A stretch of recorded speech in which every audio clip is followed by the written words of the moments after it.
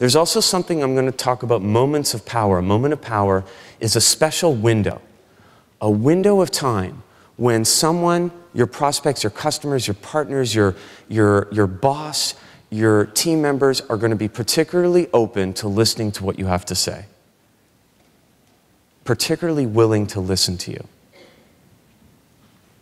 So we've divided the principles of persuasion. I said there's 6. We divide them into 3 buckets or 3 clusters because there's a narrative to persuasion. I mean, it's a human art, so of course there's a narrative. And the narrative begins with relationships. Relationships are the key, they're the core, it's the big bang for how you move someone from point A to point B. If you don't have a relationship, you're just bargaining. There's no long term. So relationships are the starting point. And when it comes to relationships, you have 2 principles available to you. The first one is reciprocity, and the second one is liking. And liking turns the first rule of sales completely on its head. We used to hear the first rule of sales was what? Be likable. Be likable. Go out and be likable. But there's a problem with trying to be likable. The problem with trying to be likable is you can't control whether people like you or not. So it turns it on its head, and what liking tells us is that what's more important is that you like the people that you're doing business with. Now, for those relationships that click right away, it's no problem, but how many of us, raise your hand, right, I'm just curious, how many of you have someone in your office, in your network, who you just can't seem to get along with? Okay, you're laughing now, it's okay.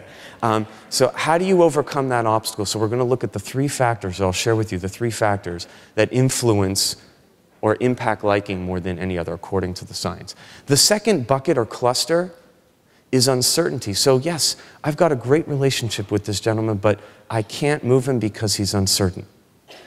I can't move my team because they're uncertain. How do you overcome uncertainty? You overcome uncertainty with social proof. Social proof says people look to what other people are doing for guidance and for assessing what's appropriate for them. Vastly underutilized. And at a few presentations I was at last week, more and more people are looking towards their peers, similar others, for what to do, what's appropriate for them. And the other one is authority. Aren't we all trying to position ourselves as an expert? And that's what authority is about. And the third is, you know what, I've got a great relationship with this gentleman or with this team. I've overcome the uncertainty, but they are not motivated to act. They're not engaged. So how do I engage someone? How do I motivate someone? And here we have 2 principles, consistency. And what consistency tells us is nobody wakes up in the morning wanting to be George Costanza in that episode of Seinfeld, The Opposite, where he's always ordering tuna salad and then he orders chicken salad and he gets the job with the Yankees. So we are not like that. Human beings, we have an inner drive towards consistency. And then the last one is scarcity, which I'll go into detail in a few minutes. So let's get started into a few of these principles. Reciprocity, the obligation to repay. Looking back over 4,000 years, it is a rule in all cultures. All societies have trained their members to give back to those who have given to them. And think about it right now. If you have a relationship where you are giving to someone and they're not giving back, you invite them over for dinner and they don't invite you back. What do you call people who just take and don't give back? Selfish. You're being shy, but I know you want to say mooches, leeches, teenagers, in-laws, and I want to go into family and things like that.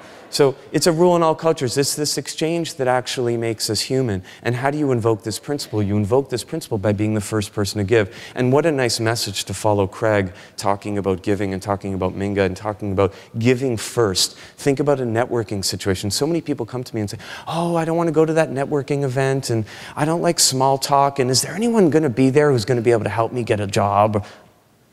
Wrong attitude. A detective of influence walks into a networking situation and says, whom can I help? Whom can I serve?